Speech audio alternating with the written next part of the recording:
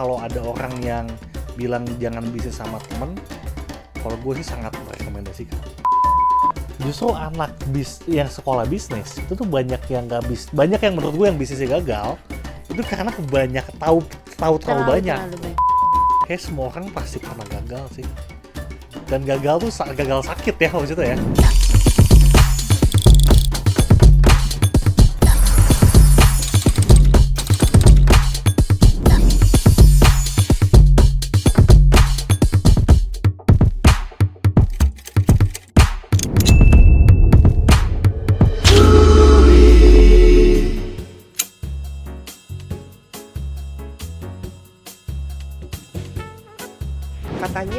Katanya cari kerja tuh susah, iya kan?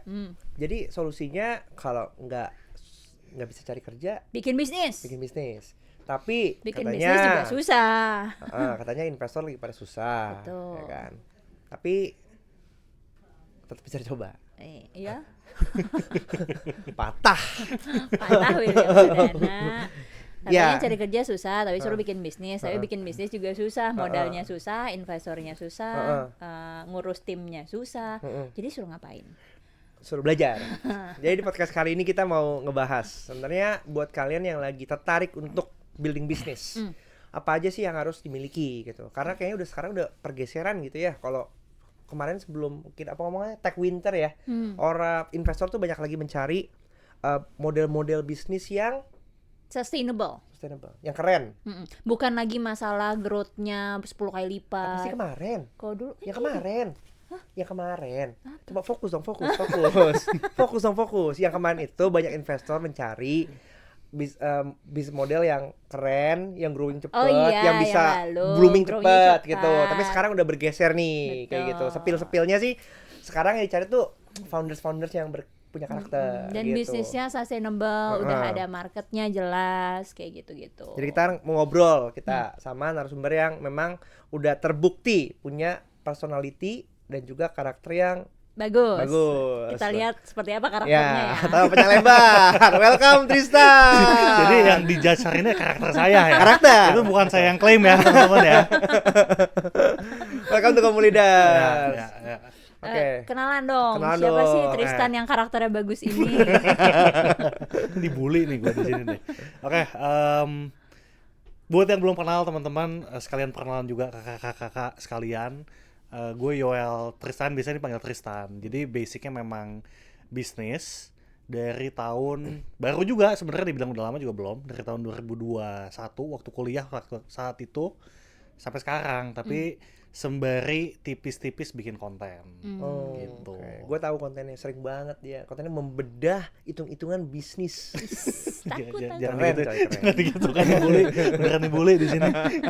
Apa yang bikin 2021 sambil kuliah tapi mutusin punya bisnis juga? Iseng kah atau kayak kuliahku tidak menantang nih gitu. Gini, jadi ini kalau kepanjangan di-cut aja ya. Lah. Dari dulu Kak, gue tuh bokap tuh usaha juga kan. Jadi dari dulu gue mau punya cita-cita tuh dilarang. Jadi anak SD gitu kan, gue pulang-pulang dari buku ditanya cita-cita jadi apa, gue isi polisi, dicoret, diganti pengusaha. Mungkin itu bapak. Gitu kok. Diganti juga polisi. Terus gue nggak coret. Biarkan aja, nanti juga tahu lama. Tahu apa maksudnya? Ya, realitanya lah gitu.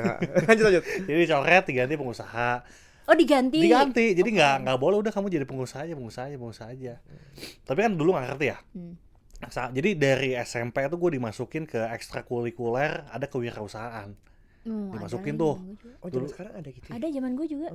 Iya. Ada. Okay. Terus kelas 2 SMP itu tuh disuruh udah kamu jualan apa aja, dipaksa kayak gitu. Cuma kan dulu nggak ngerti ya. Untungnya senang. 2 SMP jual apa? Gue jual file bajakan. Film bajakan. Okay. Boleh kan itu kan? Boleh, nggak apa-apa. Kan dulu. Intinya gitu, long story short kayak gitu sampai SMA tuh basket. Jadi atlet. SMA basket. Kenapa jadi atlet? Karena atlet basket karena keren. Iya. Waktu SMP digandrungi para perempuan. Semua orang. Gitu. Cowok juga. Enggak. Gitu. Jadi karena keren. Terus waktu kelas 12, kelas 3 SMA cedera, nggak bisa main basket lagi intinya, sampai operasi. Terus gue lihat yang keren apalagi nih selanjutnya, oh yang keren tuh masuk univ bagus, makanya ngincar ITB waktu itu. Masuklah ke ITB. Nah karena di ITB semua orang di ITB, jadi udah nggak keren lagi. Yang keren apa ya? Kebetulan saat itu saya diputusin juga. Oh. Jadi kan namanya aku harus terlihat laki-laki keren ya habis muda putus ya. gitu ya. Namanya harus berapi-api. Oh yang keren apa? Yang keren punya duit sendiri. Saat itulah. Tapi keren motivasinya, jualannya apa? Jualan susu murni saat itu. Susu Di wah zaman kampus. Bandung susu Di murni. kampus bener. Jadi kalau ditanya motivasi awalnya apa ya, kayaknya ada penanaman dari orang tua ada, plus ada momen-momen yang mengharuskan, bukan mengharuskan sih, panas aja. Jadi pengen bisnis gitu. Oke. Momen-momen yang menambah amunisi. Menambah amunisi betul. Sebelum kita lanjut, kita Main mau game dulu. Main game dulu. Oke. Ya. Lu pilih aja mau yang nomor 1 atau nomor 2, ya kan, nggak usah dipikir, langsung jawab secepat-cepat mungkin. Oke. Jangan dikasih alasan ya. Ya, lihat sini, nggak boleh sana.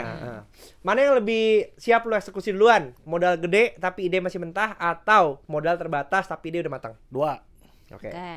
Pilih yang mana? Bisnis untung tipis tapi passionate. Itu emang passion kamu? Enggak, yang Atau- kedua aja. Gue nggak tahu yang kedua apa, tapi yang kedua aja. Padahal yang kedua ya enggak. Yang kedua bisnis untung tebal tapi bukan passion kamu. Yang kedua.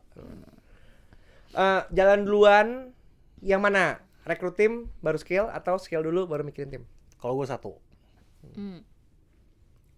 Pilih mana? Bikin konten catchy tapi nggak detail, apa bikin konten modal bisnis yang jujur tapi penontonnya dikit? 2. Mana yang lebih banyak ngajarin? Bertahan lama tapi stuck di bisnis yang itu aja, atau gagal cepet di bisnis ke 1? 2. Nggak seru. Easy. Ya kan? Kenapa lu milih tadi bikin konten yang nggak ditonton orang? Sebenarnya kan gue nge-treat konten tuh kayak bisnis, tadi udah ngobrol juga kan. Sempat juga itu tuh kita tuh testing. Kita ada beberapa konten ya yang sengaja hitungannya ada yang disalahin. Jadi kita testing, ada yang salah dan yang benar. Yang salah, yang disengaja salah, itu tuh most likely views-nya berkali-kali lipat. Iya. Ya, kita udah testing 3, 4, 5 kali lah. Yang hitungannya benar semua, berarti nggak ada room for discussion gitu kan. Itu naiknya nggak senaik yang itu. Nah cuman, kalau kita mau ambil yang quote-on-quote salah terus, hati gue juga tidak tenang. Udah mah kalau gue ngitung beneran juga belum tentu bener, makanya disclaimer banyak. Apalagi kalau gue, itu aja gue nggak tenang gitu. Apalagi kalau sengaja disalahin. Lebih ke ketenangan hati lah sebenarnya. Oke. Tadi kenapa lu pas mendengar masalah bisnis modalnya tipis tapi itu passion lu tanpa tahu pilihan kedua lu langsung yang kedua aja? Ada apa antara lu dengan passion lo? Nah, apa ya? Gak tau, kalau lu pilih yang mana kak? Oh, bisa pilih pilih profitable lah. Ya profitable kan? Betul lah. Soal passion, kalau gue pribadi, gue dibilang ada passion di F&B juga enggak juga sebenarnya. Cuman lebih senangnya adalah di prosesnya aja. Makanya berbisnis dari, tapi kayak si paling bisnis gitu ya. Enggak juga. Cuma gue tuh senang prosesnya. Gue waktu kuliah juga jalanin bisnis itu nggak ambil gaji cuma 2 juta sebulan. 200 juta. 2 juta. Dan sebenarnya kalau boleh jujur ya, profit kerasa banget itu gue megang duit per bulan tuh baru tahun ini. Setelah 4 tahun bisnis. Itu pun maksudnya kan ada panasnya lah ngelihat teman-teman kerja di Jakarta gaji double digit. Gue yang kerja mati-matian cuman ngambil gaji 4 juta. Tapi karena seneng sama prosesnya, jadi menurut gue bisnis tuh kayak bikin art, dan end up-nya tuh diapresiasi dengan cara dibeli. Senang di situnya. Jadi bilang passionate ke sektornya enggak, tapi ke bisnisnya passionate. Itu yang keep me going sampai saat ini. Itu realita menarik ya, bahwa kan gini, nggak banyak yang nyebut tuh kan. Kita punya bisnis, kita ngambil gaji berapa, kayak gitu. Iya. Ya kan? Iya. Yang orang bayangkan kan kayak, ya lu punya Business bisnis owner kan, gajinya gede, ya kan? Apa thinking proses dibalik, kan tadi lu ngomongin proses, thinking proses dibalik itu, lu punya bisnis tapi ngambil gaji cuma 4 juta. Ya, gini kok, bisnis gua, omset 700 juta bos. 3 tahun lalu omset 600-700 juta, profitnya 30 juta, 20 juta.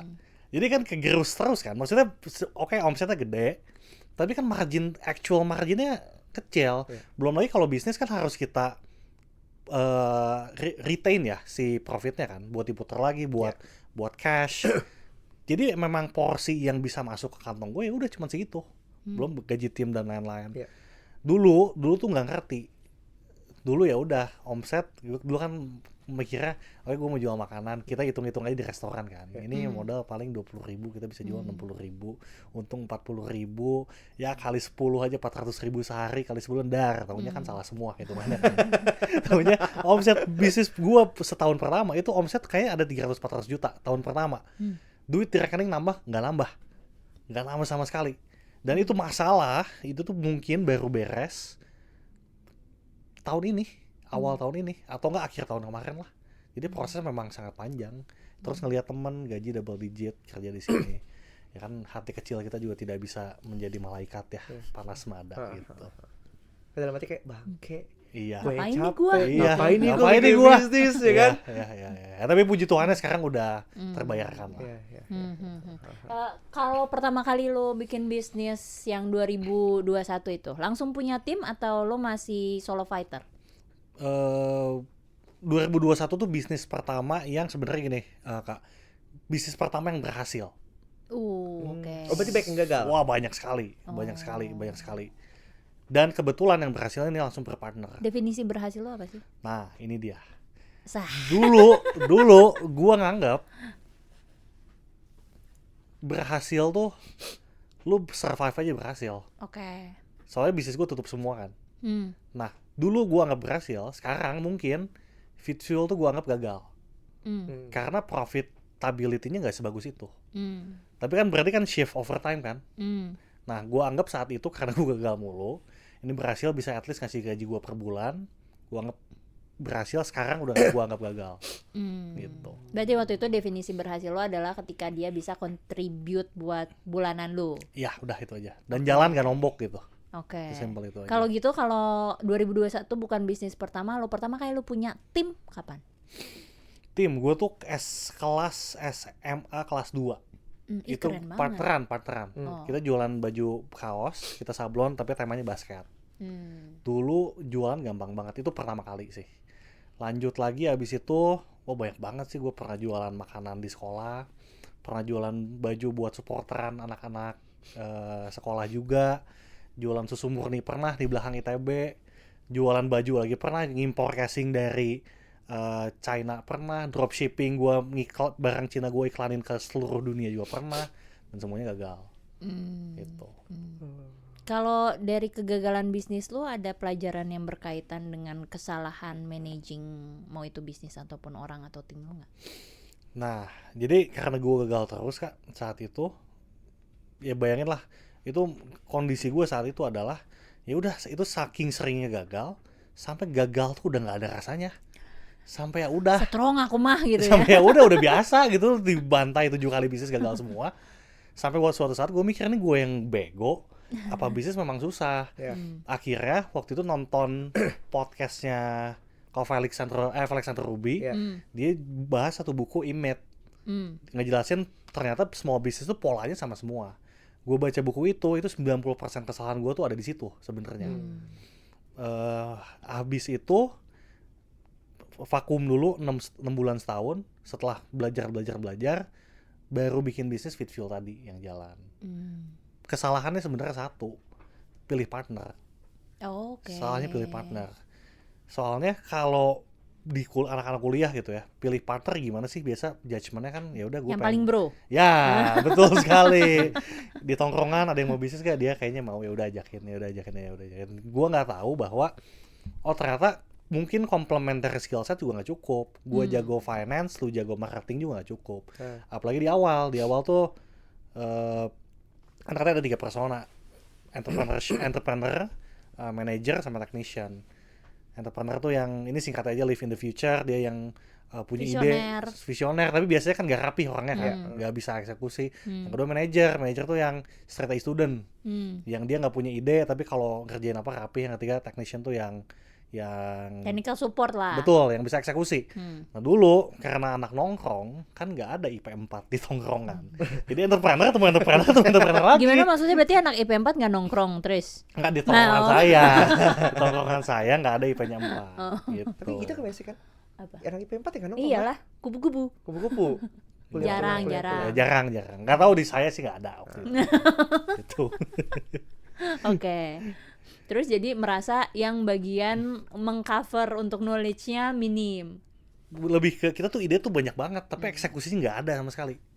Soalnya nggak ada yang manajer, nggak ada yang manage ya kan. Setelah baca buku itu ya udah gue cari teman gue ada namanya Cemal, dia nongkrong juga by the way tapi IP-nya bagus.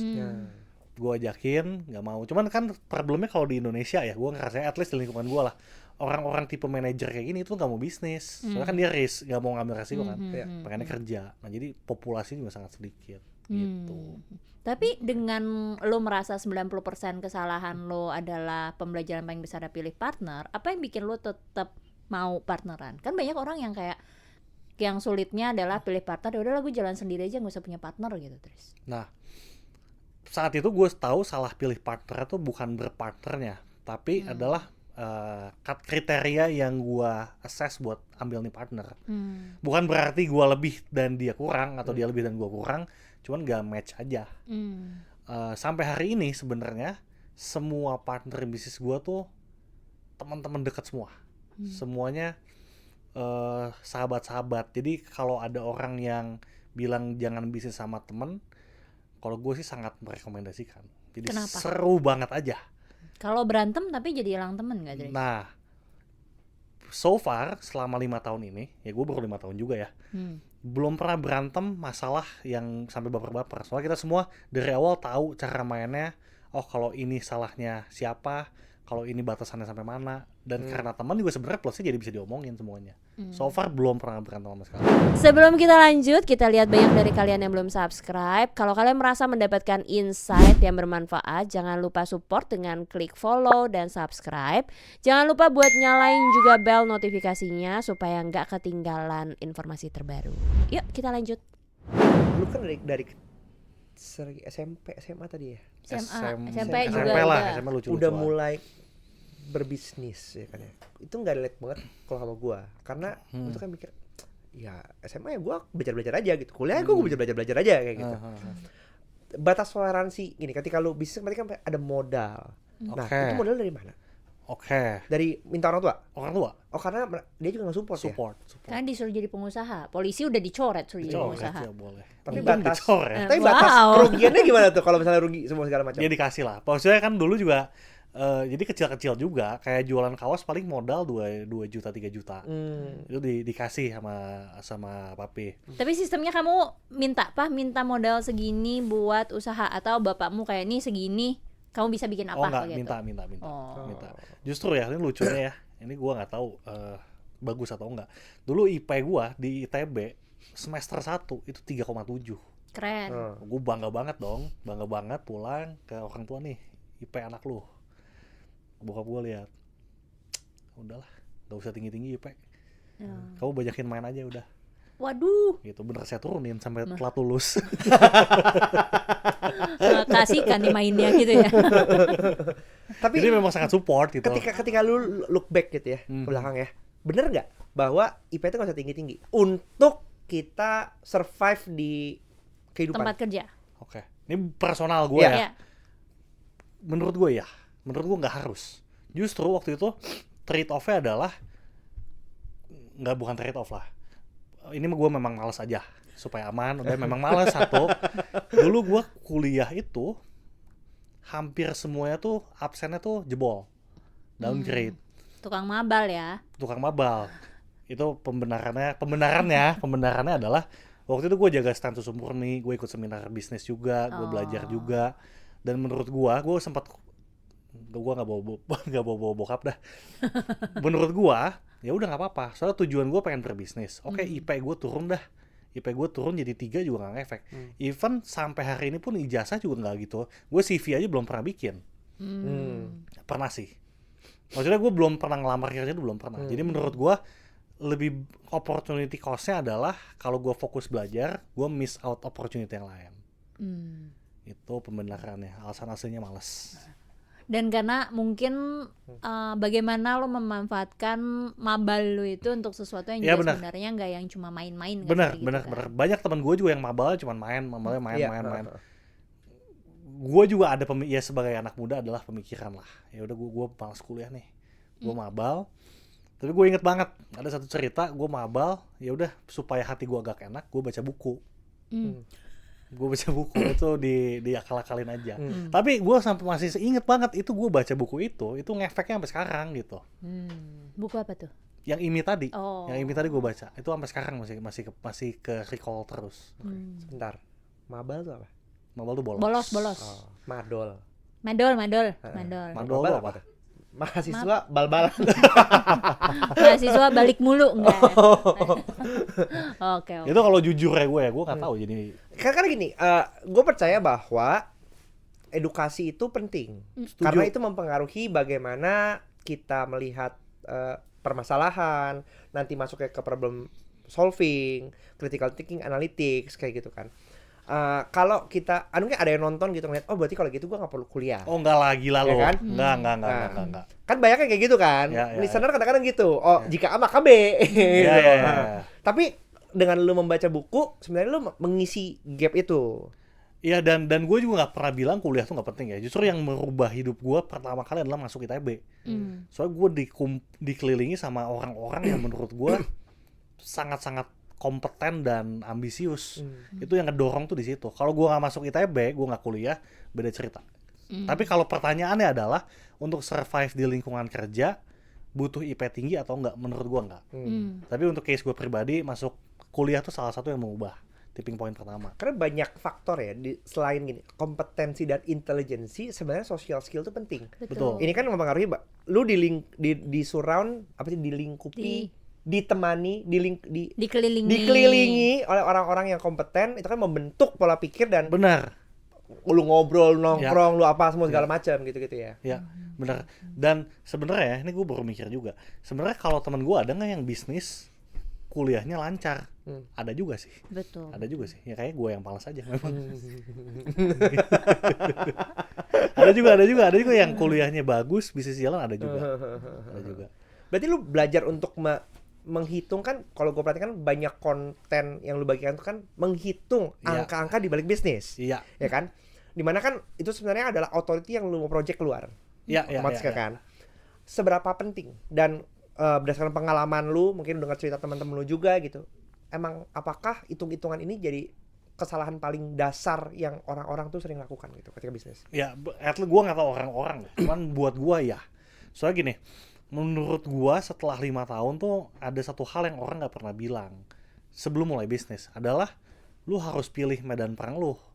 Medan perang tuh artinya adalah lu pilih F&B, pilih fashion, pilih misalkan tech, itu kan medan perangnya beda-beda.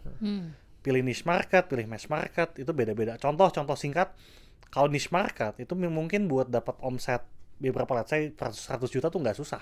Soalnya nggak ada saingan. Tapi buat lu scale ke 1M, 2M, setengah mati, marketnya nggak ada. Mass market, itu tuh lu mau masuk ke 100 juta susah, saingannya banyak. Tapi once lu udah tembus, mungkin scale-nya jauh lebih gampang, marketnya udah ready. Itu kan yang awal kita nggak tahu kan. Nah itu kan bisa nyesuaiin sama skill set kita. Nah di sini konteksnya, kenapa harus ngitung dulu dan gua salah, adalah F&B waktu itu gue pilih main online. Ini sebut brand boleh nggak? Boleh. Nanti kalau itu di bip aja ya. Kalau potensi bermasalah, nggak seharusnya nggak sih. Main bisnis online makanan, gue hitung waktu itu simple lagi nih. Gue jual misalkan makanan 60.000. HPP anggap berapa? 40%. 40% ya oke lah. 40 jangan 100.000 aja. HPP 40.000. Operasional let's say 20-25%. 25.000 berarti udah 65, sisanya 35. Oh ya udah gaji lalala masih untung. Yang nggak tahu adalah ada fee potongan MDR yang mana itu aja udah makan 35%. Berarti kalau lu 100.000, HPP lu 40.000, MDR 35.000, udah sisa 25.000, belum operasional. Jadi matematikanya, lu mau ngatur angkanya segimana emang gak akan pernah masuk. Kalau dari awal gue udah ngitung itu, gue gak akan jalan. Gak akan mau gue. Dan sadly, sedihnya adalah gue tahu itu setelah 2 tahun jalan. Oh, baru tahu ini bisnis yang memang impossible aja buat make profit. Blessingnya adalah ya gue belajar F&B banyak. Jadi adalah brand selanjutnya gitu. Di brand selanjutnya kesalahan apa yang dilakukan lagi? Kesalahan yang dihindari adalah kita nggak main online sama sekali. Oke. Berarti kita itu sebenarnya ya. Iyalah, 30% Pak, 30% dari revenue kan Lumayan wah, ya. gila itu. Makanya gue sampai hari ini gue masih nggak ngerti gimana caranya makanan online untung gede tuh gue nggak ngerti hitungannya kayak gimana. Berarti nggak mungkin tuh ya. Hitungan gue nggak. hitungan. Tapi mungkin kalau teman-teman ada yang bisa boleh share lah. Supaya gue juga ada miss harusnya gitu. Oke. Counter Tristan di komen. Boleh. Lanjut. Bikin bisnis ya udah. Lesson learn-nya itu kita nggak mau main online sama sekali. Kita cut online-nya. Satu itu lesson learn-nya. Yang kedua adalah kita main jualannya fit fuel salad kan. Di Bandung, niche market banget. Kita tahun kedua tuh kalau nggak salah udah top 3 di Jawa Barat. Omset cuma 600 juta, berarti kan marketnya nggak ada. Kita nggak mau manage market lagi, kita main mass market. Main ke Bandung apa yang lagi rame, pariwisata, tourism, kita bikin oleh-oleh gitu. Tapi ya setelah perjuangan panjang. Terus makanya lo akhirnya mulai bikin konten tentang si modal bisnis. Iya, sebenarnya kalau jujur-jujuran, gue tidak terlalu ada motivasi untuk mengedukasi, nggak juga. Motivasi utamanya ya udah, memang saat itu dilihat digital ekonomi kan lagi bagus kan. Gue pengen tap in aja, pengen masuk dengan bekal yang gue punya. Dibilang pengen mengedukasi nggak juga, tapi gue pengen uangnya.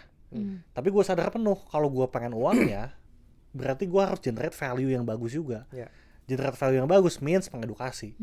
Jadi motivasi awalnya memang pengen uang, jujur aja. Tapi kan kalau mau dapat itu harus mengedukasinya harus bagus juga. Gitu masuk awalnya. Karena itu datangnya dari pengalaman lu pribadi dengan kesalahan-kesalahan hitung lu tadi. Tadi kan bahkan lu sempat bilang ya, kayak kalau gua tahu itu dari awal nggak akan gue mulai itu bisnisnya bahkan gitu. Jadi apakah menurut lu sepenting itu untuk ngitung, seteliti itu untuk tahu beneran in details apa aja cost yang akan keluar dari bisnis lu? Iya, harus. Itu tuh buat tahu medan perang aja sih sebenarnya. Ya kan kayak gue juga udah buang waktu 2 tahun, ya bukan buang belajar juga, tapi buang waktu 2 tahun, buang modal juga. Terus di tahun kedua gue tahu, oh ini bisnis impossible buat profit. Ya kan harusnya kan bego aja gue mikirnya, harusnya gue tahu ini dari pertama kali dong. Tapi gue harus buang 2 tahun dulu. Bukan cuman hitungan doang sebenarnya, tapi kan kompetisinya juga. Tadi niche market, mass market juga gue baru tahu tuh mungkin 5 tahun. Setelah 5 tahun, oh dari pola-pola teman-teman gue, brand-brand yang gue lihat, oh kalau niche biasanya buat let's say 100, 200, 300 jutanya gampang, mau ke scale 1-2M susah. Kalau mass tembusin awal susah, scale-nya gampang. Supaya bisa milih aja sih. Kalau sekarang disuruh pilih, lu pilih yang mana? Kalau sekarang disuruh pilih, berarti pilih medan perang yang mana ya? Niche apa mass? Gua mass. Dulu gua dan teman-teman semuanya niche. Kita kan bareng-bareng, ada beberapa brand lah, bareng-bareng buat dapat 100 juta tuh bareng, timeline-nya bareng 200 juta, 300 juta. Nah di titik 300 juta ini tuh banyak yang stuck. Karena marketnya nggak ada. Oke, ada yang tembus juga, tapi mau scale lagi susah. Jadi bukan hampir semuanya ya. Ada ceilingnya yang ditembus agak susah. Tapi kalau mass, udah mending adu dari awal aja gitu. Tapi bukankah memang ketika lo bermain di niche market, challenge-nya adalah to educate the market karena lo yang buka jalan. Betul. Jadi modal paling besarnya ya akan lo pakai untuk buka jalan, baru lo bisa thriving tembusin supaya nambah lagi nih market lo ke depannya gitu. Iya bener Kak. Dan gua pribadi gua nggak mau itu. Kalau gua nggak mau. Oke. Idealisme bullshit ya. Ya. Gak berani dia. Kan banyak orang gitu soalnya kan. Bikin bisnis karena idealisme, karena memegang value-value tertentu gitu. Tapi nggak kebentuk realita kayak gitu bahwa ya bisnis impact lah. Ya, harus profit dulu nggak sih sebenarnya kan? Iya. Buat sustain kan harus profitable dulu. Dan kerasa juga sih bikin bisnis kalau duitnya nggak kerasa ke pribadi tuh jadi menyiksa sebenarnya. Kayak tadi ya. Menyiksa banget, gila itu, wah sakit. Tapi kalau misalkan bulanannya udah aman, nggak ada yang dipikirin lagi, berbisnis pun jadi jauh lebih menyenangkan dan hasilnya lebih maksimal gitu. Itu lesson menarik ya buat Iya. lu juga ya. Jadi kalau ini gue mungkin menyalahi aturan keuangan ya. Cuman gue pro untuk, ini gue pribadi by the way, jangan ditiru juga. Gue pro untuk bagi dividen sekian persen setiap bulan. Setiap bulan. Jadi gaji dapat, bonus ada lagi, dividen dapat. Seenggaknya kalau gue dan partner-partner kantongnya penuh dulu, Mikir tenang. mikir tuh tenang lah. Mikir tuh jauh lebih happy gitu, jauh keseharian jauh lebih enak. Kayak gitu. Oke. Walaupun nanti kayak aduh tiba-tiba cash flow lagi buruk gitu, suntik modal lagi. Oh enggak, nah itu kan kita atur supaya jangan sampai dong. Oke. Oh, Jadi dihitung buffernya ada dulu lah, jangan sampai itu kejadian. Biasanya buffer lu berapa lama? Nah, Berapa bulan? ini kan banyak teori-teori juga. Ini gue takut kalau ngomong jadiin contoh orang sih. Buffer yang gue set minimum ya, itu 6 bulan OPEX. Tapi di awal-awal gue berani sebulan 2 bulan. Kenapa? Karena ini gue tahu betul sebenarnya sebangkrut-bangkrutnya gue saat itu. Sampai hari ini juga gue tahu gue tidur tuh bisa ada AC di rumah. Gue tahu amit-amitnya sebangkrut-bangkrutnya gue bisa ke bokap Minta makan, bisa minta duit 10-20 ribu buat beli kopi masih bisa. Gue tahu gue punya pelindung itu. Iya. Jadi safety net ya. bener, dan ya gue juga tidak denial ya. Ya karena gue tahu gue punya safety net itu, gue maksimalkan dengan cara ya gue ngambil resiko jauh lebih berani aja. Gitu. Karena tadi lo ngomongin teori bisnis, ada nggak teori bisnis atau yang sering atau yang pernah lo denger pertama kali lo mulai bisnis, terus ketika lo nyemplung ke bisnis menurut lo kayak helah gitu, ternyata nggak segitu gitu. Nah ini sebenarnya kayak bukan benar dan salah ya, cuman mungkin jadi perdebatan. Buat gue pribadi, gue tuh nggak pernah bikin BMC. Oke. Bisnis modal kanvas. Yeah. Nah, gue sempet cari, gue tuh waktu dulu kuliah, gue sempet exchange ke Jepang. Dulu tuh diomongin sama ini kalau gue nggak salah denger ya, diomongin sama profesornya, bisnis modal kanvas itu only works kalau lu udah jalan bisnis 9 bulan. Kalau lu bikin dulu bisnis modal kanvas itu gak akan tahu apa yang terjadi di lapangan. Jadi percuma kata dia. Nah cuman gue sempet cari risetnya, gue nggak nemu. Jadi gue takut salah ngomong juga. Nah cuman di lapangan gue juga setuju sebenarnya. Kalau kita bikin bisnis, nge-plan dulu semua perfect plan, menurut gue ngabisin waktu. Mending jalan dulu aja. MVP-nya dulu, minimum viable productnya dulu. Nanti kalau mau bikin BMC boleh, tapi ketika lu udah tahu sesuatu. Oke. Nggak tahu menurut lu gimana kan? Gue setuju sih. Banyak yang kebanyakan planning ya, pada akhirnya udah terlalu worry. Karena Iya. tadi mungkin kayak, hitung-hitungannya nggak masuk, karena begini kan terlalu optimis, Ya, gitu, sehingga benar. akhirnya jadi flop gitu kan, terlalu over risking jadinya kayak gitu. Karena pada kenyataannya lu nggak akan pernah tahu marketnya sendiri kayak apa sampai lu terjun sendiri. Ya. Atau at least lu udah pernah ngobrol sama orang yang pernah di market itu Ya, gitu. Baru abis itu lu tinggal adjust gitu. Iya. Kalau nggak akan kebanyakan teorinya aja sih menurut gue. Benar. Nah itu juga yang gue lihat, sorry motong ya. Justru anak yang sekolah bisnis itu tuh banyak yang banyak yang menurut gue yang bisnisnya gagal itu karena tahu terlalu banyak. Jadi lebih takut. Iya. Semakin banyak tahu kan semakin takut jadinya, Iya, karena kamu semakin overthinking kan. Iya. Kayak apa. Dan banyak ambil teori-teori dan ngurusin hal-hal yang nggak penting di awal. Tuh. Ngitung valuasi di awal gini. Ya untuk bikin sebuah, let's say coffee shop, lu ngapain bikin valuasi untuk dijual nanti dulu, udah bikin laku dulu gitu kan. Karena dia ngerti finance, dia pengen bikin itu semua, fokusnya ke sana. Iya. Gitu. Kalau nasihat yang menurut lo bakal sulit didengar untuk pebisnis yang baru mulai, misalnya lo sekarang nih udah punya 6 tahun bisnis, 6 tahun udah punya banyak pengalaman bisnis gitu, terus lo harus nasihatin pebisnis yang baru mau mulai, tapi menurut lo dulu kalau lo ada di posisi itu, lo ngedenger juga akan kayak nggak deh kayaknya gitu, tapi ternyata itu guna, ada nggak? Di gue ya. Ya. Nah ini waktu itu gue sempat ikut satu lomba bisnis. Ya DC. Waktu itu gue menang, ini cerita sedikit ya. Gue tuh dapat best of the best. Posisi kalau nggak salah tuh gue paling muda juga di situ. Usia 23 tahun. Menang, dapat best of the best, bawain Fit Fuel. Terus setelah acara, gue datang ke salah satu mentor, gue pengen ngobrol, pengen belajar. Kan namanya ada Mbak Nilam Sari. Beliau kan udah tokoh lah di Indonesia. Beliau udah nanya, beliau ngomong gini, Mbak Nilam ngomong gini. Tristan, menurut saya kamu pasti sukses, tapi belum tentu di Fit Fuel. Anjing itu kan. Sebagai pebisnis pemula kayak, wah, lu baru menang, gue baru menang best of the best, dipuji semua, bisnis model di approve semua.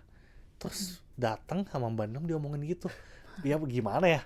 Dibilang panas-panas, dibilang sedih-sedih banget, tapi mau nolak juga Mbak Nilam yang ngomong. Gue itu nggak bisa. Tapi kalau dipikir-pikir, sangat umum orang tuh gagal. Maksudnya gagal di satu brand tuh nggak apa-apa. Dan sekarang waktu dulu gue nganggapnya gue sedih, gue panas, tapi sekarang bener juga Mbak Nilam. Dan kalau ada orang nanya ke gue juga, gue selalu omongin gitu, lu belum tentu anak kuliah gitu ya, dia mau mulai bisnis. Sok lu mulai dulu aja. Menurut gue lu belum tentu sukses di sini. Tapi kan gue tahu di hati dia juga, gue buktiin nih lo kalau, gue buktiin depan pala lu nih, gitu kan. Tapi ya kejadian juga di gue gitu. Dan ternyata ya nggak apa-apa gitu sebenarnya. Setuju. Gue pernah punya pengalaman gitu soalnya. Gimana? Sama kalau gue join kayak startup inkubator gitu kan, ya ceritain konsepnya semua segala macam yang menurut gue saat itu valid. Ini bisa jalan nih kayak gitu nih. Tapi di counter sama mentornya, enggak lah ini kayak nggak bisa, ini kurang ini. Ego tersenggol. Iya itu kata yang tepat, itu. Gue kayak kita ngerasa ini ya, gue nih tahu marketnya kok. Iya kan? Ini gue yakin pasti berhasil, katakannya. Lu aja mungkin nggak tahu marketnya. Ya, itu kata-kata pembelaan tuh biasanya tuh. Benar. Ego pebisnis ini. Walaupun lagi mungkin panas-panasnya. ada juga yang konsepnya ternyata proven berhasil jalan, ya kan? Mungkin karena memang kita nggak bisa bilang bahwa mentor pasti benar, nggak. Dia punya perspektif lain yang mungkin menurut kita ada opportunity-nya dia ngeliat itu sehingga dia bilang ini nggak works, tapi ada mungkin karena pengalaman dia itu juga bisa menunjukkan emang nggak bisa kayak gitu loh. Benar. Ngomong-ngomong soal produk, tadi kan lu ngomong soal jalan dulu, bikin produk dulu, MVP, minimum viable product, ya kan? Dari pengalaman lu gitu, gimana cara lu untuk membuat produk di awal? Karena mungkin banyak entrepreneurs yang baru mulai ini terlalu idealis ketika membuat produk. Nunggu sampai sempurna atau enggak produknya di refine sampai modalnya habis terus di situ gitu. Iya. Gimana cara bikinnya ya? Sebenarnya kalau boleh menyarankan sekarang tuh kita sangat kebantunya di ini sih. Ada cara, ini menurut gue ya, ada cara buat ngetes ide itu tanpa even sebelum bikin produknya. Sekarang mungkin beda sama 10 tahun lalu. Sekarang tuh kita bisa tes di konten sebenarnya. Misalkan lu pengen bikin simple deh. Lu pengen bikin masakan misalkan masakan Sunda digabungkan dengan masakan Manado. Lu punya ide bisnis seperti itu. Daripada lu bikin restoran ya, lu DP tempat, lu renovasi, lu bikin menu, lu marketingin, terus lu baru tahu bahwa itu nggak laku. Sekarang udah cara lebih simpel buat ngetes idenya. Ya udah lu bikin masakannya, lu kontenin dulu. Biasanya tertarik atau enggaknya itu kelihatan di views kan, di interaksi orang kelihatan. Bayangin kalau lu punya satu ide, lu harus bikin restonya dulu, mungkin habis butuh waktu 1 tahun tuh maksimal banget tuh bikin 2 ide. Tapi kalau dari konten, lu sebulan bisa tes 10 ide. Nah dari 10 ini, misalkan Jakarta lu kawinin sama Sunda, Manado sama Sunda, dari 10 ini dilihat hasil yang paling bagusnya. Nah itu bisa dimajuin. Menurut gue MVP sekarang tuh banyak tuh bisa jadi konten. dari sana dulu. Modalnya nggak ada, bikinnya gampang, dan bisa ngetesnya menurut gue lumayan, datanya lumayan valid lah. Gitu. Namanya minimum ya, seminimum Bener. apa sih gitu? Atau semaksimum apa effort yang mesti dibuat ketika nge-create MVP Produk. produk? Kalau konten menurut gue minimum udah. Kita ngomongin produk aja ya. Nah kalau produk tuh sebenarnya kan minimumnya juga beda-beda kan. Cuman kalau gue pribadi di bisnis gue, ya udah kita punya satu tesis misalkan. Kenapa orang mau beli di Fitfuel deh, mau beli salad kita? Apakah karena tempat interiornya bagus? Apakah karena kasirnya ramah? Atau karena apa? Kita pilih cuma satu. Ya udah, karena karena kita pilih dua, porsinya besar, jadi pasti kenyang. Kedua, rasanya enak. Tapi kan enak relatif ya. Ya udah, kita bikin itu aja. Interiornya kita punya opsi waktu itu. Kita mau maksimum modal visual waktu itu 200 juta. Kalau maksimum tuh jadi 500 juta. Atau 200 juta aja. Satu karena kepepet juga duitnya nggak ada. Maksimum tuh as in Instagramable ya? Ya, betul. Tempatnya lebih luas, apa-apa. Itu kan kita punya option kan. 500 juta atau 200 juta. Kita pilih yang 200 juta. Satu karena memang duitnya nggak ada. Kedua ya udah biar MVP-nya di sana. MVP itu artinya lu fokusin di, ini menurut gua, lu fokusin di tesisnya kenapa orang bakal beli produknya lu. Sisanya biar minimum. Even packagingnya biar minimum. Yang lainnya biar minimum semua lah. Supaya modalnya sekecil mungkin buat ngetes idenya. Berarti di lo adalah MVP lo di mau ngetes porsi kalau gue gedein beneran pada orang buy-in sama produk lo apa enggak Ya gitu. di produk, bukan di tempat. Kan ada orang kafe karena tempatnya enak. Ya. Nah gue simply di produknya kenapa? Karena produknya besar dan enak dah. Gitu. Sisanya biar minimum semua. Dan menurut gue kunci MVP itu kunci banget. Kenapa? Soalnya gue ada waktu itu dengar satu podcast, Mark Randolph bilang bisnis yang berhasil adalah bisnis yang bisa ngetes ide dengan cepat dan murah. Bayangin setiap kali ngetes ide makanan, lu bikin resto, lu harus bikin restonya dulu baru tahu flop atau enggak. Sama lu compare lagi ke konten, lu sebulan bisa ngetes 10 ide. Jadi bikin sistem yang bisa ngetes ide dengan cepat dan murah. Gitu. Ada insight yang lo dapat ketika lo ikut DSC nggak terkait product market fit? DSC ya, sejujurnya itu 2023 ya. Saya udah lupa ya Mbak ya sejujurnya. Tapi yang paling lo ingat dari sesi mentoringnya apa?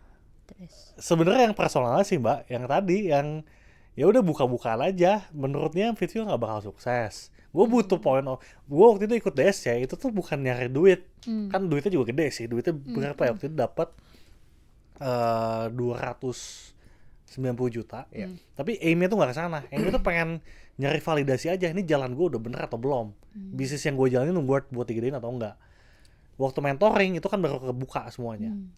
Ternyata bisnisnya menurut yang gue tangkap itu tuh nggak worth buat digedein. Untuk beberapa orang worth atau ada yang enggak, tapi cara bisnisnya udah bener. Jadi cuman salah nyemplung di kolam, salah perang aja. Gitu. Intinya lo mau mencari tabokan-tabokan yang lo butuhkan sebagai pebisnis awal lah ya. Iya. Dan validasi aja ini cara gua main tuh udah bener atau belum. Oh ternyata bener, tapi lu salah perang aja gitu. Oke. Kalau dari konten lo sendiri, dari feedback yang lo dapet, kan namanya konten ya ada keterbatasan kan, nggak bisa. Konten lu bukan yang sejam Bisa, ya, ngebedah-bedah ya, gitu ya, kan, ya. beneran pendek-pendek. Ada keterbatasan yang harus lu sampaikan. Dan di sekarang kan orang suka miss konteks. Lu pengen nyampeinnya apa, lah kok malah lu fokusnya ke situ gitu. Sering. Gimana cara lu mengakali itu? Karena kan mungkin tadi lu bilang sebenarnya niat lu adalah pengen educate juga lewat situ gitu. Tapi kadang yang nyampenya, lah kok malah yang itu sih fokus lu gitu. Kayak tadi gue ngomong juga takutnya ada orang, bukan takutnya sih udah pasti ada sih. Kalau lu gimana? Gue nggak bikin konten, William yang bikin konten. Kalau William gimana? Mana aja. Karena kita nggak bisa memaksakan semua orang paham apa yang kita anggap ya. Ya kan? Karena kan literasi orang juga berbeda-beda. Benar. Kan ya? Tergantung dia ngeliatnya mungkin lagi bete, nangkepnya yang kata-kata yang mana yang paling pop up buat dia gitu. Ya nggak apa-apa, itu bagian dari untuk mengedukasi market dan Iya. mempertemukan orang-orang yang kurang paham dan jadi paham. Iya, Heeh. iya. Gue tuh sosial media yang login itu tuh tim gua. Komen, DM tuh gue jarang baca. Oh. Jadi sebenarnya gue gak tahu, gue jarang banget baca sih sebenarnya DM dan komen. Pokoknya udah posting udah aja gitu. Even yang posting tim gue juga. Jadi gue Oh. nggak jarang lah sebenarnya untuk ngecekin. Tapi kan ada analisisnya, ada evalnya ya. Cuman bener kata Kowil sih, ya mau gimana gitu kan. Yang penting niat, yang kita make sure niat kitanya bagus kan ya. Sampai situ aja sih kayaknya. Dan dari itu kita ngomongin soal MVP, ide, kemudian ketemu sama mentor gitu ya di DSC, Development Success Challenge gitu. Kan lu tahu, berarti tadi lu ditampar sama Mbak Nilam bahwa ketika lu menjalankan Fit Fuel ini belum tentu tepat, belum tentu sukses gitu. Ya. Dari situ apa sih yang lu sadarin kenapa lu bisa menang ya? Kan produk tadi kan dibilang bahwa produk ini mungkin saat itu kategori terbaik nih, ya kan? Tapi di kedepannya mereka mungkin jurinya pun tahu gitu. Iya. Ternyata produknya sih oke, tapi nggak akan berhasil gitu. Iya. Ada yang sadarin nggak? Kriteria apa yang sebenarnya membuat lu menang ya Gue gitu juga ya? baru mikir, kayak emang jurinya mikir itu juga sih.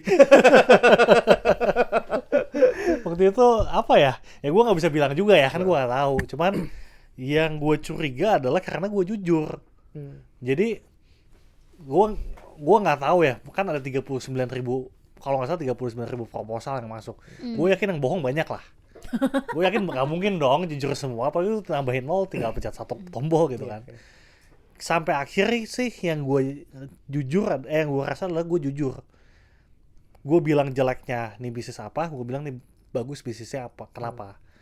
Yang mungkin di beberapa orang yang gue lihat presentasinya, gue nggak lihat semua juga, ada yang kayak too good to be true dah. Terus itu juri-juri tokoh semua ya, dia nggak bego juga, nggak mungkin lu bego-begoin kan. Mungkin karena itunya ya. Jujur tuh artinya berarti kan ada hubungannya juga sama tahu kelemahan bisnisnya. Mungkin kesana juga. Cuman ditanya kenapanya banget sih, gue nggak tahu juga sih sebenarnya. Minimal karena kalau kompetisi kan sebenarnya ada tendensi kita tuh mau nunjukin yang bagus ya. Iya. Supaya impresifnya bagus, Iya. impressionnya bagus juga Iya, gitu, iya. sehingga convincing juga gitu.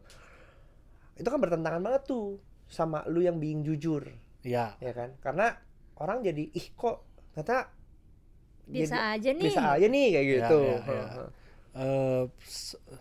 Kenapa lu berani? Satu soalnya gue nggak expect buat menang juga. Oh, lu ikut Gua kompetisinya dari- bukan menang. Bukan. Ya ketika udah masuk sih gue expect, maksudnya ada ekspektasi. Tapi Iya. hari pertama itu kan gue lihat saingan, ya kita bilangnya saingan-saingan lah. Kan gila-gila semua tuh bisnis kan. Gue langsung ngechat keluarga, kayaknya nggak lanjut nih. Jadi emang udah nothing tulus sama sekali aja. Bisnis masih kecil, paling muda juga. Ya udah gue pengen balik lagi ke niat utama, pengen validate aja. Ya udah gue jujur aja nih di sini. Mau jelek-jelek juga nggak apa-apa, tapi gue minta feedback yang bagus. Dan ternyata feedback even orang-orang besar juga ternyata beda-beda juga. Nggak semuanya A bilang A semua, ada yang A, B, C. Jadi kayak memang kalau bisnis kayaknya nggak ada bener, nggak ada salah sih. Sebenarnya. Gitu. Tadi lu sempat mention Trace, ketika mulai bisnis buat gagal tuh sebenarnya nggak apa-apa. Dan perjalanan lu sendiri kan tadi lu bilang gagalnya udah berkali-kali ya, sampai akhirnya lu di titik sekarang.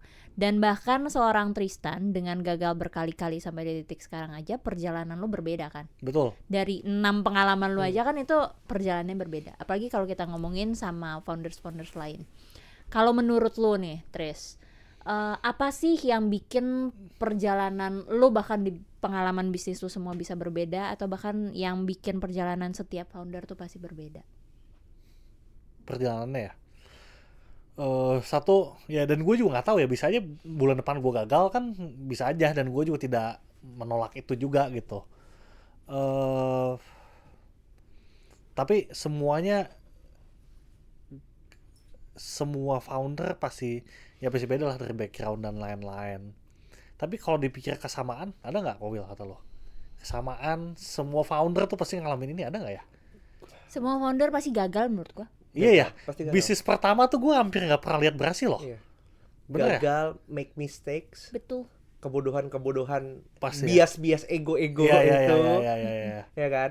Karena kayak kita ngeliat kayaknya ini bisa, ya kan? Terus Iya, kemudian ternyata bodoh lagi, salah lagi gitu. Terus belajar dari kesalahan di dia sendiri. Iya, semuanya ngalamin sih bener. Terus akhirnya belajar untuk pivot, Semuanya ya itu ya. ya kan? Betul. Realistis. Ujung-ujungnya ketampar realita. Apalagi kalau bisnis awal ya, si idealisme masih sangat tinggi. Iya, Kayak iya, aku iya. inginnya bisnisnya yang kayak gini Iya, gitu. iya. Kita tertampar realita, Tertampar baru profit tuh. and loss. Betul, which loss tuh jadinya kan. Tapi menurut kamu yang dibutuhkan dari seorang founder untuk bisa bertahan atau mempertahankan bisnisnya apa sih, Tris? Menurut kamu dari pengalaman kegagalanmu? Bener sih tadi Kowil bilang juga kayak semua orang pasti pernah gagal sih. Dan gagal tuh gagal sakit ya maksudnya ya. Kayak mental toughness sih. Aku pernah baca satu quotes, nggak tahu siapa yang ngomong, cuman sangat ngena tuh.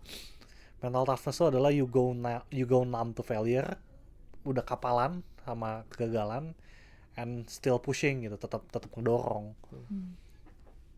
Nyambung ke ada satu buku, kalau nggak salah ya, takut salah juga udah lama, dulu Relentless, dia bilang ada satu mental archetype yang ngebedain orang sukses sama orang top 1% sama enggak.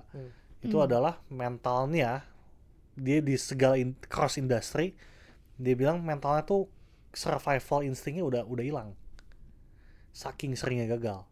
Jadi lu mentalnya tuh kalau gua gagal besok ya udah nggak apa-apa, lusa gua bangkit lagi. Itu kan survival instingnya kan, manusia rata-rata pengen survive aja karena ini udah tumpul katanya. Nah jadi memang kayaknya harus mental toughness ya. Nggak tahu Komil gimana menurut kamu? Kalau tadi barusan gue dengerin dengan lu bilang kalau mentalnya gagal terus bangun lagi gitu ya. Untuk beberapa orang mungkin nangkapnya gini. Oh gagal gue coba lagi, gagal gue coba lagi, gagal gue coba lagi. Gimana kita bisa membedakan nih antara lu tuh gagal karena lu bodoh sama gagal karena lu tahu ini adalah bagian dari perjalanannya. Oke. Ya kan, itu kan dua hal berbeda tuh. Iya. Buat orang tertentu kayak gagal coba lagi, atau mungkin dia nggak berani gagal sama sekali karena safety netnya nggak memungkinkan dia untuk Gagal. Itu benar. Jadi tidak berani untuk mengambil resiko-resiko. Iya. Itu benar. Nah, menurut lu gimana, Kak? Jadi dia yang Iya. Nggak, karena menurut gua salah satu pembelajaran sebagai betul, mungkin pas awal kita bakal sering banget kayak merasa kayak ya udahlah gagal juga tinggal coba lagi gitu, tinggal apakah lu mau mencoba lagi apa enggak. Tapi yang suka disalahkan ketika lu udah gagal, lu coba lagi tapi lu tidak tahu kesalahan yang lu bikin sebelumnya apa. Jadi sebenarnya intinya ketika lu sudah tahu kesalahan lu sebelumnya apa dan lu admit that you make a mistakes, habis itu tinggal lu harus merubah itu di percobaan lo selanjutnya. Itu kan sebenarnya kayak kalau orang lagi kuliah kan teori lo lagi coba percobaan kan? Benar. Jadi lo nyoba, iterasi jadinya. iya kan, iterasi. Lo nyoba, lo lihat, oh gue salahnya di sini, teksnya gue ganti ke sini, mana lagi yang belum berhasil, sampai akhirnya lo dapet formula bagusnya terakhirnya yang sesuai sama lo kayak apa gitu kan. Yang orang suka lupa kan ya udah gagal coba lagi aja, tapi kadang cara yang dicobanya sama juga. Iya benar. Jadi lo akan itu baru masuknya ke bodok. Ya, kayak kalau gagal gagal pasti, dan bener ya, gagal tuh belum tentu bodoh sih, gue berpikir. Memang mungkin tesisnya nggak sesuai gitu. Tapi setuju juga, yang ngebedain bodoh dan enggak tuh bukan di gagal atau enggaknya, tapi apa yang lo lakuin setelah itu ya. Betul. Kalau dia coba lagi dengan formula yang sama, apakah kesalahan kegagalan lo sama apa enggak? Iya. Menurut gua kalau kegagalan, contoh di 6 bisnis lo, kegagalannya ada yang sama nggak? Hampir semuanya sama. Tuh, iya. Sama. Iya, sama. Tapi memang gue mengakui gue bego juga gitu. Gue bego juga. Nah, sebenarnya bisa ketahuan dari situ. Dari kegagalan lo itu kesalahannya sama apa enggak? Iya benar. Kalau ternyata kesalahannya sama kan cukup tahu berarti yang bodok siapa gitu Iya, kan? benar. Itu gagalnya apa yang lu ulang-ulangin? Oh banyak. Maksudnya paling ketakar tuh pilih partner. Gue partner ya udah based on teman tongkrongan aja. Mau bisa nggak mau udah gitu. Tabokan lo sampai akhirnya lo dapet kayak ternyata ini kesalahan gua. Gara-gara apa? Itu yang buku tadi, Kak. Oh. Waktu gue baca, anjing bener juga. Coba gue bacain dari dulu. Tapi kalau baca dari dulu, batu juga mungkin kan. Nggak mungkin belum nangkep juga. Jadi terlalu picky. Iya. Berarti kalau sekarang lo nyari partner, Gimana ngefilternya, Tris? Nah, kalau sekarang kebetulan timnya udah cukup solid menurut gua, Kak. Eh, tadi kan entrepreneur, manager, technician. Nah, tim di F&B gua sekarang tuh udah ada sekarang. Jadi kemungkinan kalau nanti mau berpartner, gua kepikirannya misalkan partner apa ya? Diajakin partner apa? Misal lo mau bikin bisnis baru, Oke. terus lo mau cari partner, lo bakal nyari partner untuk komplement lo, karena lo udah tau karakter lo sekarang kayak apa, cara kerja lo apa, mikir lo gimana, lo akan nyari partner yang kayak apa. Dan gua rasa di konteksnya gua kayak gua timnya tuh udah ada. Oke. Jadi kalau cari partner, gua kan bisa kasih ide, bisa kasih visionnya lah. Sisi manajernya udah di cover sama tim gua, butuh techniciannya. Kalau taruhlah timnya bahkan nggak bisa lo bawa, Gue cari manajer sama technician udah pasti. Udah pasti. Butuh. karena lo merasa di entrepreneursnya lo udah kuat lah core-nya gitu. Iya. Gue bisa support di situ. Iya, Gitu. dan beberapa orang juga ngajakin gue berpartner. Orangnya bagus-bagus juga. Tapi gue nggak mau soalnya jadi double. Gue ngerasa gue jadi nggak fungsi di sana. So udah ada dia, udah nggak usah sama sekali. Oke, knowing your strength. Iya. Ya. Sama knowing your weaknesses. And also yang weakness-nya juga. Benar, supaya lu ngerti gitu. Nggak harus nyari partner tuh yang persis sama kayak lu, tapi cari di mana titik lu bisa kontribusi dan saling kontribusi, saling melengkapi. Justru di bukunya dibilang kalau lu nggak pernah berantem sama partner lu tuh ada yang salah. Benar. Gitu. Sama kayak pacaran sih, Betul, nggak pernah betul. berantem juga ini. Ada yang salah ya. Betul. Ada salah. Oke. Raut mukanya langsung berubah dari sana. Kalau berantem terus salah nggak, Kak? Dan terus tergantung balik lagi menyikapinya seperti apa, karena setiap itu bener. kegagalan kan. Iya. benar. Berantem adalah kegagalan komunikasi. Betul. Gitu. Kalau kesalahan berulang-ulang, baru ada yang salah berarti. Betul. Tapi gue mau men-challenge tadi lo bilang ketika mencari partner justru dari yang berbeda.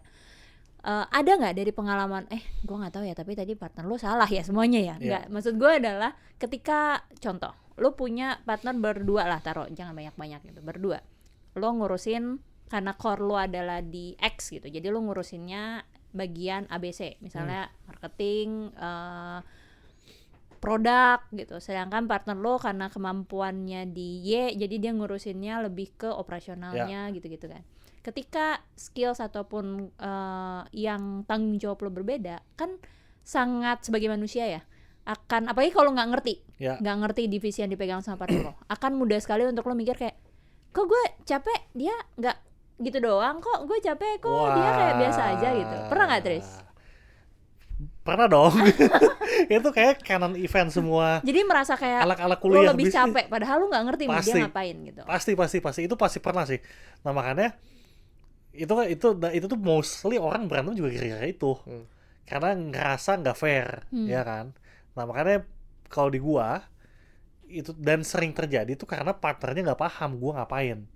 Nah makanya komunikasi jadi sangat penting, Kak.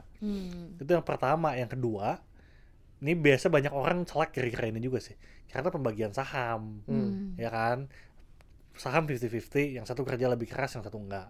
Nah kan sebenarnya ada gaji, bisa aja dong sahamnya sama, tapi gaji lu lebih tinggi ya, soalnya lu lebih capek. Nah kalau kita itu set dari awal tuh kayak gitu. Nah cuman itu pun tidak bisa dihindari, sampai 3 bulan lalu pun ada kejadian kayak gitu. Ada orang ngomong nih, kayaknya gue ngerasa gini. Ya udah, gue tanya ke pihak satunya lagi. Enggak kok, coba lihat kerjaannya gini-gini, proses gini-gini. Oh ya udah, berarti salahnya di komunikasi aja. Komunikasinya benerin, ya udah gitu. Tapi bener sih, itu semua orang ngalamin sih. Memang bisnis tuh pengujinya cuma satu hal, duit. Kalau lagi miskin mah betul. aman-aman aja. Belum tentu. Duit itu bisa menguji ketika lo lagi nggak punya duit atau ketika lo lagi banyak duit. Tapi duit akan selalu jadi pengujinya. Itu juga penguji partnership. Duit. Kalau di DSC, sekarang kan kita akan masuk nih ya di Diplomasi Challenge season 17. Temanya kan banyak ke Founders Arena, ya kan. Tadi apa ini ya 3P-nya? 3P tadi apa? Paham Piawai. Oke. Persona. Keren, bisa gua. Di Founders Arena ini kan kita akan banyak membahas 3P ya, Paham, piawai, piawai dan persona. persona kayak gitu. Dari pengalaman lu sebagai alumni DSC gitu, kenapa sih para entrepreneurs atau teman-teman yang mau membangun bisnis atau memvalidasi bisnisnya itu wajib banget untuk ikut DSC? Oke. satu menurut gue, ini gue pribadi ya, satu nggak ada ruginya, ya kan? Maksudnya nggak ada ruginya.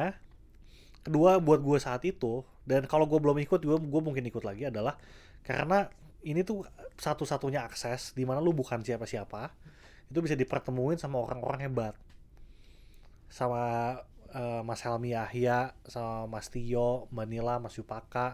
Itu lu mau punya akses di mana lagi, bos? Kalau bukan di sini. It's the only akses yang lu bisa dapat aja. Ketiga, ya bonus-bonusan kalau dapat duit juga. Keempat, dapat komunitas bagus juga gitu.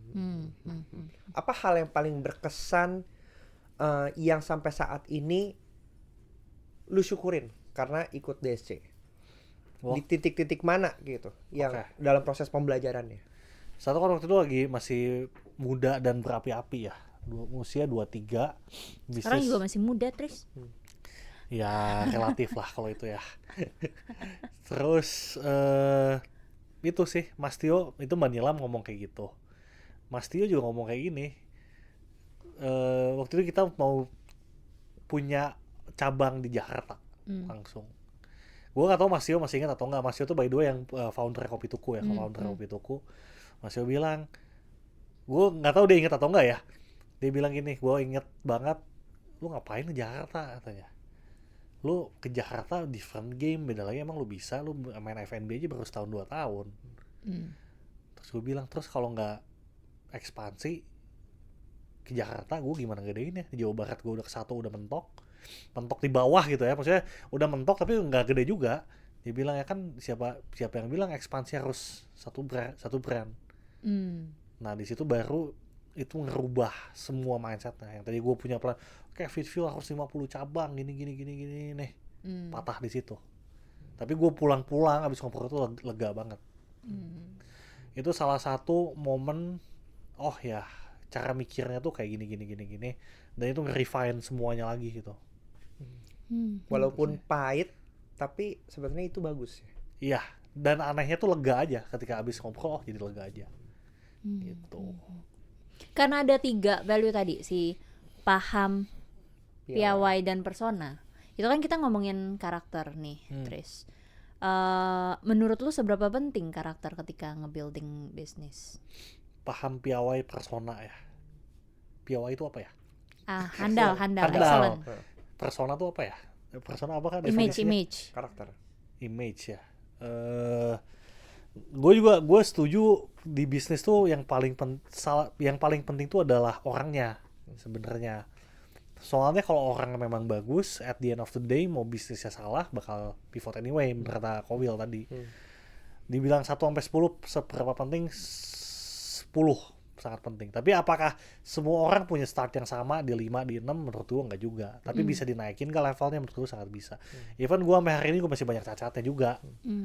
Dan gue masih berusaha meningkatkan juga lah. Gitu. Kalau kembali ke fase awal lo membangun Fitfuel, karena itu yang lo bawa di DSC, apa yang paling pengen lo uji kesalahannya udah bener apa belum? Apakah karakter lu, ataukah cara berpikir lu ketika menyusun bisnisnya, ataukah endurance lu di bisnisnya yang pengen lu uji dari awal gitu, ada nggak?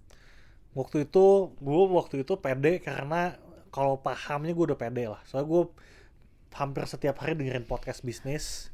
Gue kuliah bisnis juga, lama juga gue kuliah ya. 5 tahun. Memaksimalkan lama. Dan tiap hari konsumnya tentang itu lah. Jadi paham gue udah pede. Persona orang Bandung, Pak. Orang Bandung harusnya udah paling top ya, paling sopan gitu. Nah, piawainya ini yang pengen dites. Sebenarnya oke, gue punya knowledge-nya, tapi eksekusi gue bener atau enggak, cara pikir gue bener atau enggak itu. Sebenarnya cuman pengen itu aja, tapi itu efeknya jadi panjang ya. Dan keuji beneran di DSC. Lucunya keujinya bukan saat kompetisinya, tapi setelah kompetisinya, karena bisa connect sama mentor-mentornya. Jadi yang paling mahal menurut gue tuh adalah koneksinya aja, aksesnya aja sih sebenarnya. Gitu. Iya. Karena pada akhirnya mungkin buat yang nggak belum pernah bisnis gitu, bahwa network itu adalah aset yang paling mahal. Betul. Tubuh. Yang mungkin lu nggak bisa beli pakai uang juga gitu, kalau Benar. lu punya gitu ya. Lu Mas Tio lu mau bayar berapa dia? Lu mau bayar berapa dia buat ketemu lu? Lu punya gitu. uang, dia nggak mau juga nggak Dia percuma nggak ya mau, kan. nggak peduli dia juga. Betul. Oke. Jadi buat kalian yang pengen memvalidasi apakah gue nih berpotensi untuk jadi entrepreneurs, apakah konsep bisnis gue tuh bakal jalan, apakah mental gue ini cocok ya kan, dan semua segala macam validasi lain lagi, kalian bisa join, daftarkan diri kalian di DSC season 17 ini. Betul. Dan khususnya untuk tadi yang Tristan bilang, lo dapat koneksi ke network yang valuable banget dengan pengalaman bisnis yang luar biasa. Kapan lagi lo bisa dapat koneksi itu? Betul. Dan tahun ini yang dibawa adalah ada Founders Arena di DSC 17. Kalau Tristan disuruh melengkapi kalimat, kenapa? This is my arena because kenapa? This is my arena because aku sangat suka dengan apa yang aku jalani saat ini. Itu aja. Kalau kalian, ini juga mesti kalian jawab ya di pertanyaannya.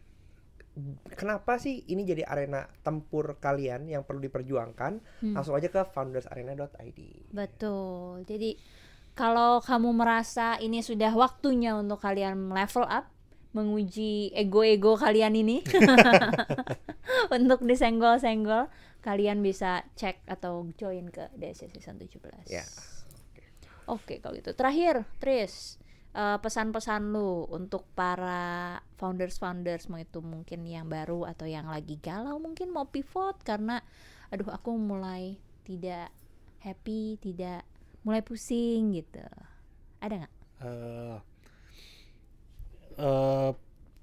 Bener, soalnya singkat aja sih, karena sekarang bisnis tuh tidak kayak 5 tahun lalu, perubahannya cepat banget kan sekarang, dan menurut gue sangat normal untuk pivot, dan nggak apa-apa. Menurut gue hilang satu bisnis tuh nggak apa-apa sama sekali untuk dapetin yang lainnya. Tapi banyak orang yang mungkin ragu, gue sih bilang pun lu ambil tapi takut karena malu nama baik hilang, menurut gue nggak juga. Dan gue minta maaf juga teman-teman kalau tadi ada kata-kata yang salah. Kalau ada sepenggal yang baik-baiknya diambil, yang nggak usah diambil karena pengen menjadi jujur saja.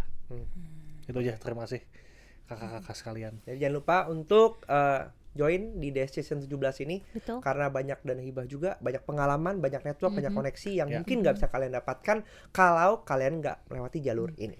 Dan di tahun ini ada Founders Arena, di mana yang diuji nggak cuma kemampuan kalian sebagai pebisnis untuk bikin pitch deck, bikin strategi bisnis ataupun nge-pitching, tapi juga yang dilihat adalah karakter kalian juga sebagai founders. Karena in this era, in this economy, mungkin yang penting bukan lagi sekedar ilmu ataupun pengalaman yang kalian punya, tapi lebih ke karakter kalian yang bisa membuat kalian berbeda dibandingkan founders lain. Oke, langsung cek detailnya di description, jangan sampai ketinggalan.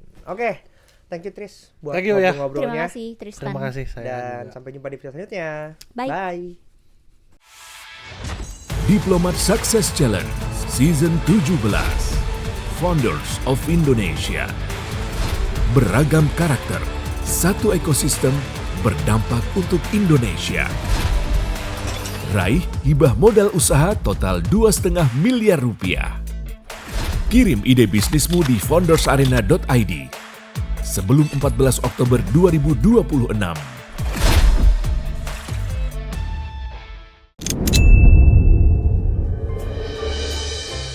Terima kasih ya udah nonton sampai habis. Kita juga masih punya banyak konten lain yang bisa membantu kalian untuk berkembang menjadi leader yang lebih baik lagi. Cek videonya di sini.